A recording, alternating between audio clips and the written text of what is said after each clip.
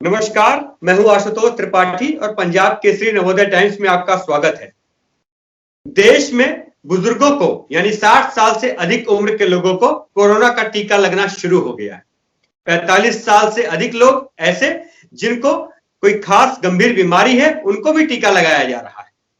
प्रधानमंत्री नरेंद्र मोदी ने एम्स में टीका लगवा लिया है और इसके साथ ही उन्होंने बुजुर्गों को टीका लगाने की एक तरीके से कहा जाए कि श्री गणेश किया। देश में बुजुर्गों को कोरोना का टीका लगना शुरू हो गया है।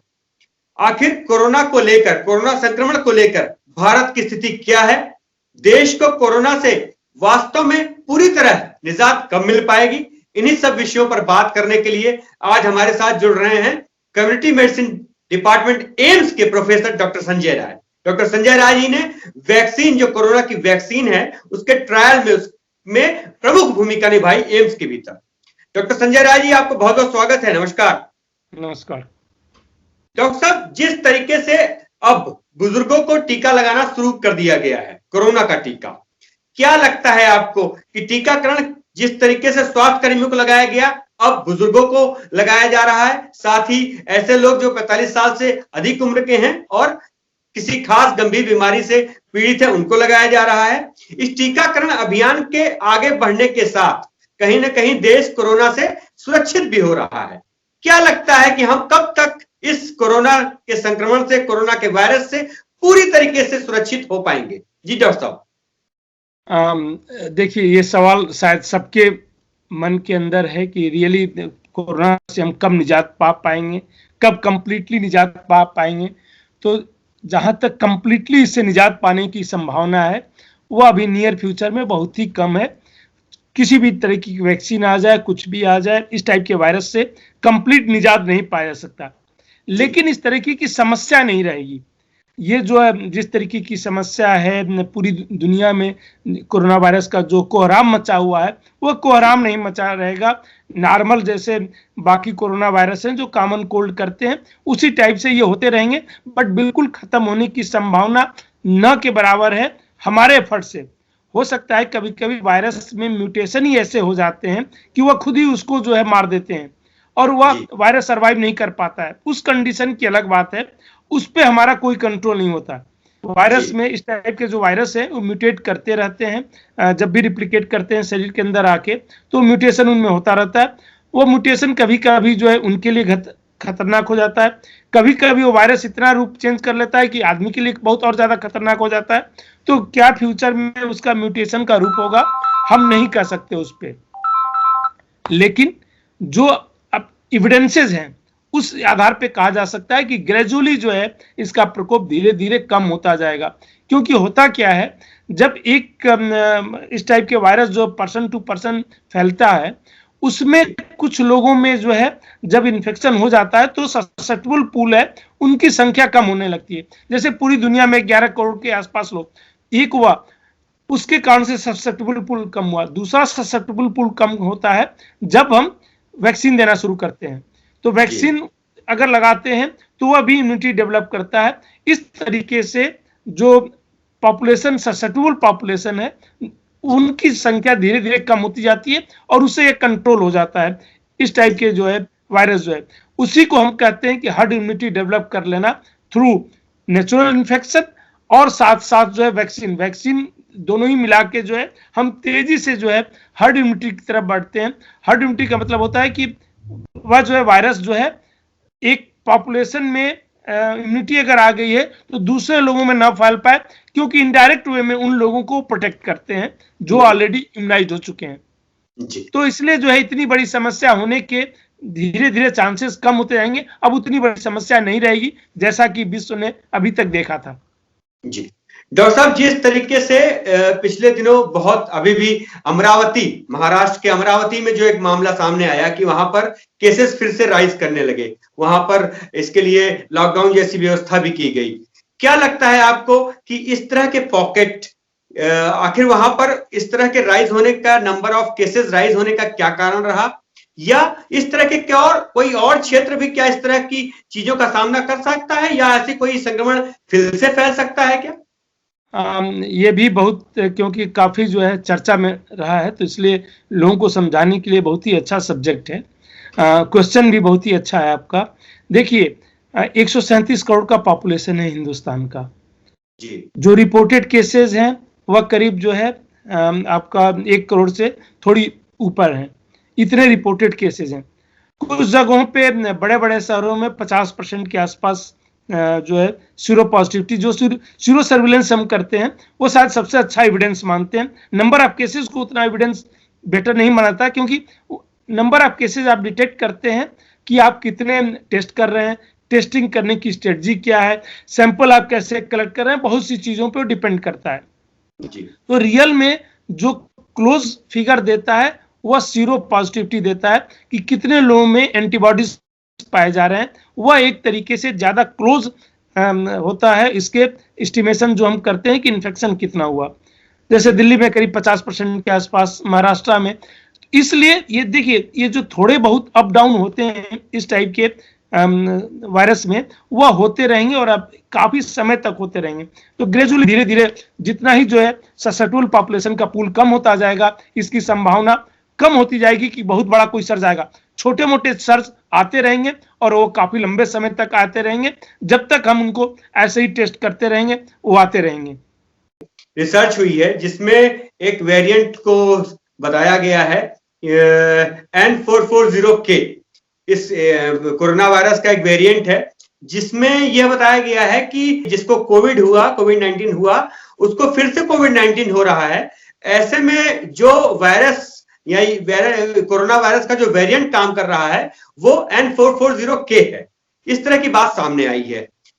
मैं आपसे जानना चाहता हूं कि क्या वह कभी मास लेवल पे भी आ सकता है या फिर केवल ये कुछ एक मामलों में ही रहता है? जी डॉक्टर साहब। देखिए इस टाइप का वायरस जो है मास लेवल पे भी आ सकता है, लेकिन वो ससेप्टेबल पूल में ही आएगा। अभी तक जो भी एविडेंसेज हैं किसी भी सार्स कोरोना वायरस 2 के जितने स्ट्रेन आए हैं, हिंदुस्तान में भी 100 से ज्यादा म्यूटेशंस रिपोर्टेड हैं, पूरी दुनिया में रिपोर्टेड है। कुछ जो है ये यूके वेरिएंट या ब्राजील वेरिएंट और साउथ अफ्रीका वेरिएंट जिसमें म्यूटेशन कुछ ज्यादा हो गया था, उससे लोगों को थोड़ा सा डर हो गया था कि कहीं ऐसा तो नहीं कि नए अवतार से ना हो जाए, या वायरस जो हम वैक्सीन लगा रहे हैं उससे जो है भी वायरस पे कोई असर ना हो। लेकिन जो भी अभी तक एविडेंसेज हैं उससे ये लगा कि नहीं, वह हमने जो सोचा वैसा नहीं है। अभी भी जो है जो भी एविडेंसेज हैं कि वह वैक्सीन जो है ऑलरेडी जो भी दुनिया में हम 10 वैक्सीन इस समय लगा रहे हैं, 10 वैक्सीन जो है इसके अगेंस्ट सार्स कोरोना वायरस 2 के अगेंस्ट वह काम कर रही है। कोई एविडेंस ऐसा नहीं है कि वो काम नहीं कर रही है। तो अगर वैक्सीन काम कर रही है तो नेचुरल इन्फेक्शन जो है हमेशा उससे बेटर प्रोटेक्शन देता है। इस टाइप के किसी भी रिस्पिरेटरी वायरस में, जो भी आप स्मॉल पॉक्स से ले लीजिए, मिजल्स ले लीजिए, इन्फ्लुएंजा ले लीजिए, किसी भी इस तरीके के वायरस में जो है जो रिस्पिरेटरी वायरस है, as a thumb rule natural infection हमेशा बेटर प्रोटेक्शन देता है। तो अगर वैक्सीन भी प्रोटेक्शन दे रहा है तो नेचुरल इन्फेक्शन प्रोटेक्ट करता रहेगा। जो एविडेंसेज हैं, जो ग्लोबल एविडेंसेज हैं, अब तो सार्स कोरोना वायरस 2 के अगेंस्ट भी काफी एविडेंसेज आ रहे हैं। शायद इतने एविडेंसेज किसी भी डिजीज के लिए आप देखिए 1 साल से कम समय में इतने पब्लिकेशन साइंटिफिक जर्नल में पब्लिकेशन होना मैंने आज तक किसी लिटरेचर में नहीं देखा है जितने एविडेंस। तो अब हमें जो है एविडेंस बेस्ड बात करनी चाहिए। जब तक एविडेंसेस कम थे हमने संभावनाओं पे ज्यादा बातें की और सारे एक्शन भी हमें संभावनाओं से संबंधित थे कि ये हो सकता है, री इन्फेक्शन हो सकता है। अगर री इन्फेक्शन के इतने चांसेस होते तो 11 करोड़ से ज्यादा पूरी दुनिया में पॉपुलेशन जो है रिपोर्टेड है कि इन्फेक्ट हो चुकी है। एक्चुअल नंबर इससे कई टाइम्स ज्यादा होगा। उनमें री इन्फेक्शन कितने लोगों को हुआ, तो एक तरीके से कहा जा सकता है कि री इन्फेक्शन होने के चांसेस अभी तक जो है बहुत ही रेयर है। कभी कभी हो सकते हैं, तो रेयर इवेंट हो सकते हैं, बट वह जो है री इन्फेक्शन चाहे वैक्सीन देने के बाद हो, नेचुरल इन्फेक्शन के बाद हो, वह हो सकता है। बट उसके चांसेस अभी के समय में जो भी एविडेंसेस हैं बहुत ही कम है। तो जिस वेरिएंट की आप बात कर रहे थे वह वेरिएंट अभी ये नहीं है कि अभी डिटेक्ट हुआ है, वो मैंने देखा वह जो है करीब 5-6 महीने पहले ही हिंदुस्तान में डिटेक्ट हो चुका था। उसको जो है और हेल्थ मिनिस्ट्री ने उस पर अपना एक वक्तव्य भी जारी कर दिया था 1 हफ्ते पहले कि यह वेरिएंट जो है एक तो रिसर्जेंस महाराष्ट्र में जो हो रहा है उसका कारण नहीं लगता है, और ये वेरिएंट पहले से ही मौजूद है, ऐसा नहीं कि नहीं नया है।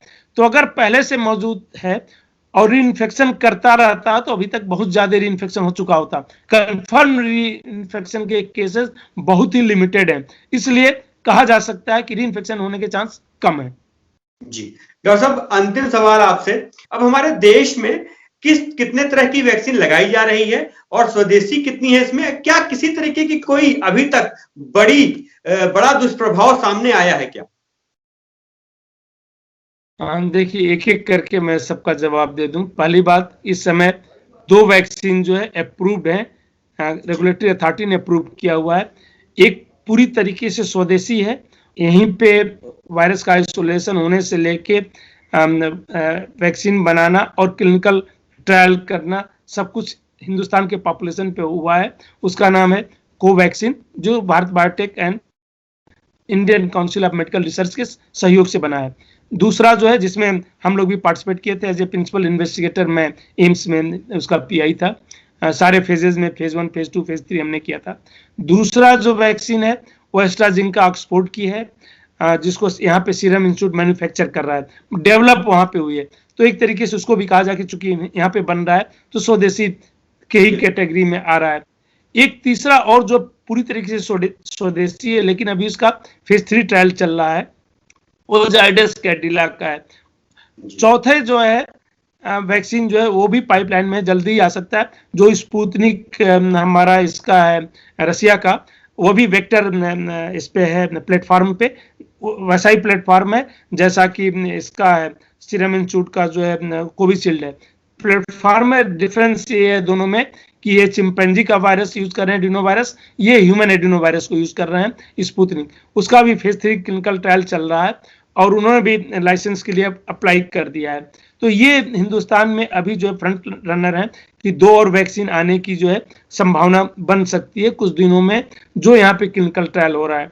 जहां तक सेफ्टी का कंसर्न है, प्रधानमंत्री खुद जाके जो है आगे आके जो है इस वैक्सीन को लेना, ये बात को दर्शाता है कि उनको खुद विश्वास है इस देश के साइंटिस्ट में, इस देश के डॉक्टरों में, उनको विश्वास है कि नहीं, जो भी वैक्सीन हमारे यहाँ डेवलप हुई है वह जो है सेफ है, इफेक्टिव है, और इसका इम्पैक्ट सिर्फ हिंदुस्तान में नहीं पूरी दुनिया में जाएगा।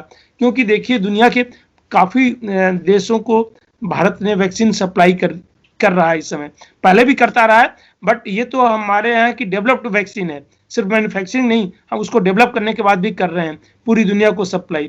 तो शायद जो है दुनिया के दूसरे देशों में भी इसका बहुत बड़ा इफेक्ट होगा। जी डॉक्टर संजय जी, आपने बहुत सारी जानकारियां दी और अपना वक्त दिया, हमसे बात की, इसके लिए आपके बहुत बहुत धन्यवाद। नमस्कार। थैंक यू, नमस्कार।